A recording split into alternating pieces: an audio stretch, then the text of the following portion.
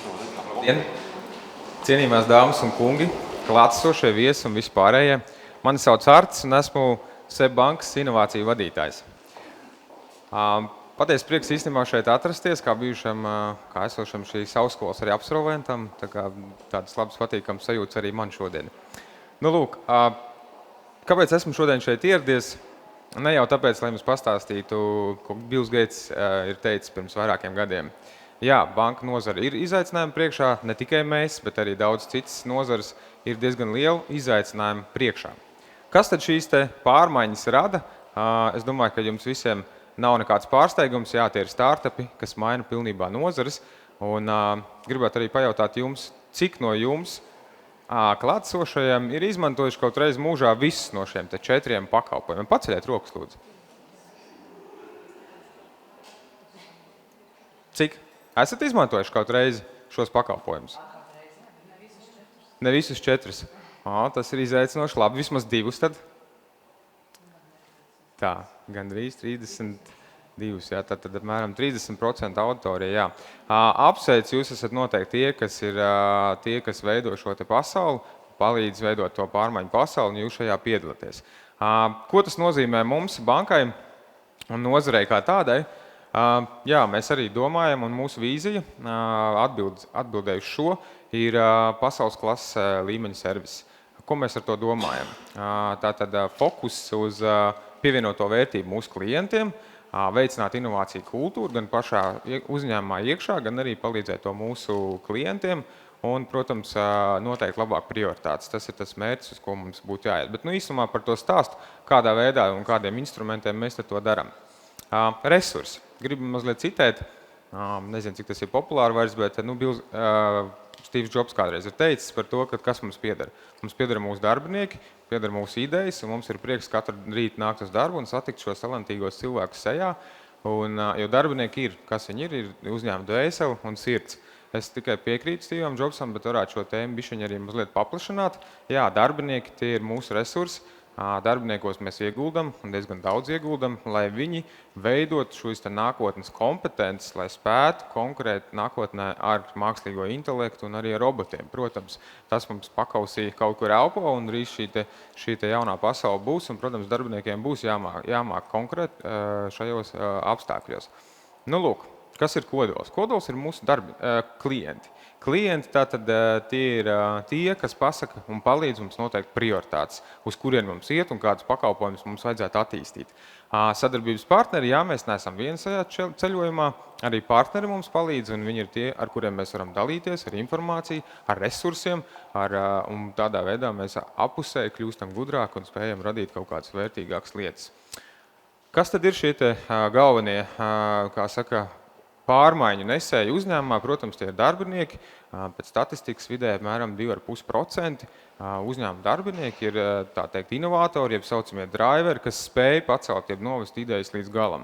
Kā ar viņiem strādāt, tad mans uzdevums uzņēmumā ir atrast šos darbiniekus, šos talantus un likt lietā, motivēt viņus, lai viņi būtu un spētu, kā saka, izpausties pietiekami radoši un piepildīt savas ambīcijas. Jautāsiet, kas ir darbinieks? Āmurs vai nagla? Kā jums šķiet? Jautājums jums? Gan. Izaicinājums ir atrast, jeb panākt to, lai darbinieks būtu āmurs un uzņēmums būtu tā nagla. Dažkārt droši vien tas ir neiespējami diezgan grūti, bet jā, tas ir tas uzdevums, jo darbiniekam ir jābūt tam, kas nosaka to ideju, kas viņam ir jāvirza, un viņam ir jābūt tam, kas to skalda līdz galam, kamēr tā nagla ir iesista tajā dēlī. Ar kādiem instrumentiem tad mēs šo varam panākt? Viens no tiem mums ir ideju banka. Es domāju, ka ideju bankā tāda nekas nav svešs, varbūt droši vien daudziem tāda ir uzņēmumos, bet pats interesantākais idejas jau patiesībā mums netrūkst. Es domāju, jums netrūkst, mūsu darbiniekiem netrūkst, nevienam viņi netrūkst. Idejas ir daudz un dikti jautājums par to, kā izvēlēties to pareizo ideju. Kas būs tas, kas palīdzēs pateikt, šī ideja strādās un šī ideja nestrādās. Un tas, man liekas, ir lielākais izaicinājums mums visiem un arī mūsu uzņēmumā. Kā darbojas ideja banka? vidēji statistika mums ir apmēram 200, vairāk kā 200 idejas gadā. Tās, kas tiek pieteikts. Es nezinu, ko dara pārējie darbinieki, bet, principā, tie 6% darbinieki, kas nemaz nav tik liels cipars, kas ģenerē šīs idejas un viņas iesniedz, tad vairums mums tas fokus tomēr ir uz kaut kādiem iekšējiem procesiem. 90% ir ideju, ir saistīts ar iekšējo procesu uzlabošanu, efektivizāciju, bišķiņ vairāk kā nopelnīt, kā mazāk kaut ko darīt un tam līdzīgi. Un tās ir tā kā lietas vairāk, ko darbinieki domā paši par sevi un ko viņiem atvieglot savu ikdienu. Izaicinājums ir, kā likt viņiem domāt par idejām, kas būtu orientētas uz mūsu klientiem. Ideja banka ir kā filtrs, atlasīt labākās idejas. Tās palīdz mums atlasīt gan uzņēmumu vadību, gan arī paši darbinieki un eksperti. Tad, kad mēs to esam izdarījuši, mums tās idejas ir jānotestē. Un kā mēs viņus varam notestēt? Priekš tam mums ir instruments, darbinieku laboratorija, kurā darbinieki, talantīgi darbinieki, ar labām idejām, ar pārbaudītām, novērtētām idejām nāk šajā darbinieku laboratorijā. Viņiem ir dažādi resursi, gan mentori, gan mūsu partneri, gan vispārējie piedalās šajā projektā. Komandas, tātad darbinieku laboratorija mums notiek divas reizes gadā. Apmēram 4 komandas vidēji ir šajā vienā sesijā, vidēji apmēram 5 darbinieki ir šajā vienā komandā. Ko viņi dara? Viņi testē idejas. Tātad viņi paņem ideju, viņi aiziet pie klienta un noskaidro, kas ir klientam par problēmu saistībā ar šo ideju. Ko netiek klients galā, kas viņam sāp, kas viņam neapmierina tam līdzīgi. Tā kā mēs esam to noskaidrojuši, mēs meklējam risinājumu, kas palīdz tiešā veidā atrisināt šo te klientu problēmu. Tad, kad mums ir risinājums, ko mēs darām, mēs veidojam prototipu. Prototips tas ir tāds minimālais produktiņš, ko var taustīt, ko var aiznest klientam parādīt un teikt, lūk, skaties, vai tu esi gatavs par to maksāt, vai tev patīk, kā viņš darbojās, kas tev patīk, kas nepatīk. Un tad, kad tas mums ir gatavs, tad ir noteikti demo diena, kurā visas komandas prezentē šīs te idejas un iegūst, tā teikt, atbalstu gan no vadības, vai nu neiegūst atbalstu, vai nu, kā saka, tā ir tā ideja pičošana, tev ir jāpārdod savu ideju tālāk uzņēmumā, jāiegūst pēc iespējas vairāk atbalstītāju, teiksim, un pārējo. Tātad, ja ir atbalsts, tad ko mēs darām? Mēs veidojam pilotu projektu. Mēs palīdzam šīm komandām tātad šo ideju līdz galam ieviest dzīvē un turpināt viņu testēt. Tālāk, par idejām. Par idejām kā tādām es gribētu idejas iedalīt vairākās, teiksim, tādos 3 posmos. Pie tā, ko mēs ikdienā strādājam, mēs jau tā kā vairāk esam uz pakāpenisku izmaiņu tā kā ieviesējiem. Mazliet uz spēcīgām. Pakāpeniski tie ir ikdienas procesi. Dažādas lietas, teiksim, efektivizācija, kaut ko ātrāk, kaut ko nedarīt un tam līdzīgi. Par spēcīgām izmaiņām mēs saucam, pieņemsim, kā visu pakalpojumu digitalizāciju. Ko tas nozīmē? Pagātnē tā ir bijusi internetbanka, šobrīd tā ir attālinātā klienta apkalpošana. Viss, kas saistās ar klienta apkalpošanu, nenākot viņam uz banku. Spēcīgas, jeb iespaidīgas izmaiņas, tātad iepriekš minētie 4 startupi, kas pilnībā maina nozari. Vai mēs kā banka ar 130 gadu pieredzi vēlamies šajā iet un mūsu kultūru? Visticamāk, nē. Kāpēc? Piemērs ir Lego kompānija, kas savā laikā vēlējās šajā virzienā iet un gandrīz vai savu padarīja galu.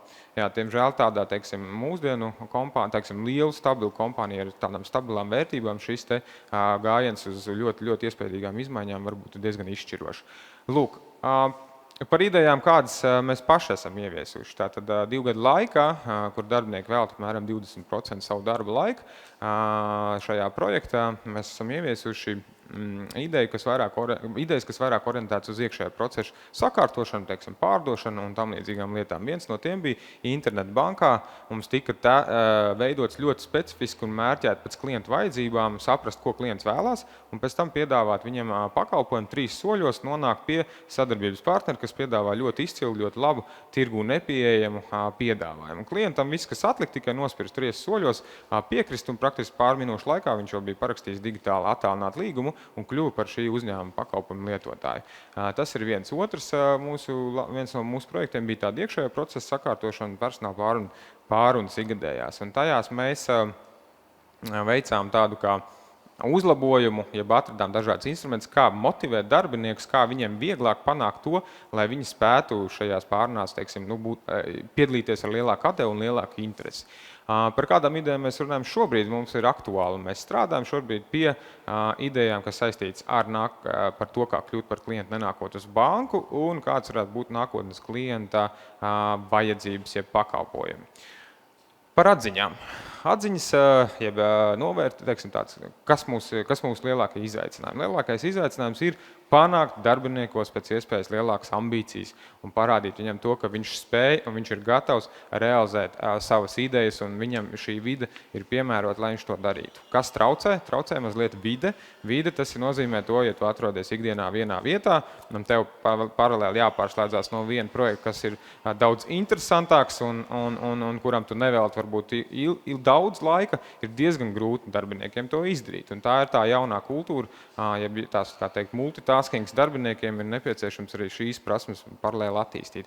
Jā, izaicinājums vēl ir prioritāšu sadalīšana, ņemot vērā, ka daudziem uzņēmumos ir dažādas prioritātes un vienmēr par kaut ko būs jāizšķirās. Un tas ir vēl viens izaicinājums arī mums pašiem, kādā veidā to izdarīt. Un tas izaicinājums ir saistīts, protams, gan ar pašu darbinieku un viņu ambīciju celšanu, gan arī ar vidējā līmeņa vadītājiem, kuri lielā mērā atbalsta šo darbinieku iniciatīvas iet un piedalīties. Ar augstāko līmeņa vadību nekāda problēma nav, ja viņi ir pilnībā un atbalsta šo projektu, līdz to tas nesagādā nekādus izaicinājumus. Nu, lūk. Manas atziņas, jeb ieteikumi un mans noslēdzošais slaids aicinam darbiniekus izkāpt ārpus komforta zonas.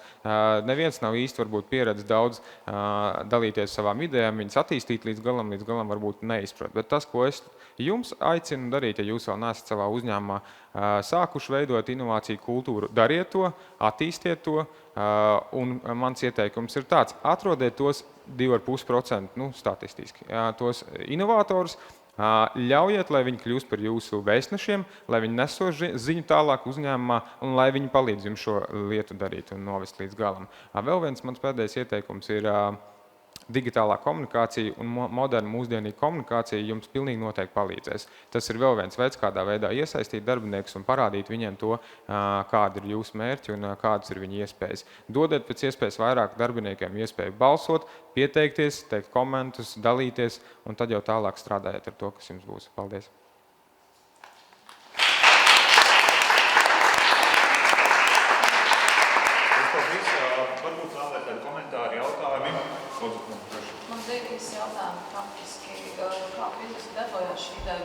Tā ir platforma internetā, iesūta e-pastā inovācijas un otrs, kā jūs motivējat šos darbiniekus, arī tos, kas ir zemākais sastāvs, piedalīties un dot savu pienesumu ar idejām. Jā. Mums ir platforma, kas ļauj idejas ielikt kā sociālā tīklā, tas ir zem interneta apakšā. Zem interneta, jā, iekšējā tīkla. Lūk, tad, kad tās idejas tiek apkopotas un regulāri visi zina, ka tās idejas tiks novirzītas uz balsošanu, tur arī nāk klāt ekspertu komentāri, eksperti tur idejas dalās un pārējie var redzēt, kādi ir atbalstītāji, kādi ir komentāri, cik tā dzīvotspējīga ideja tiek vērtēta arī no citu puses. Tad, kad tas tiek izdarīts, tad nākamais solis mēs viņu virzam, gan dodam darbiniekiem balsot, gan arī vadību, vai ir iespēja pateikt, vai šī ideja viņiem patīk, un to ir vēlams, un to ir vērts ieviest. Tad, kad mēs esam noteikuši labākās idejas, ko mēs darām reizes ceturksnī, tad mēs arī apbalvojam labākos. Jā, tā ir kaut kāda motivācija, varētu teikt, kaut kāda balva, prēmija vai kaut kas tam līdzīgs, ko darbinieki saņem. Jā, lūdzu. Vēl kāds jautājums? Droši.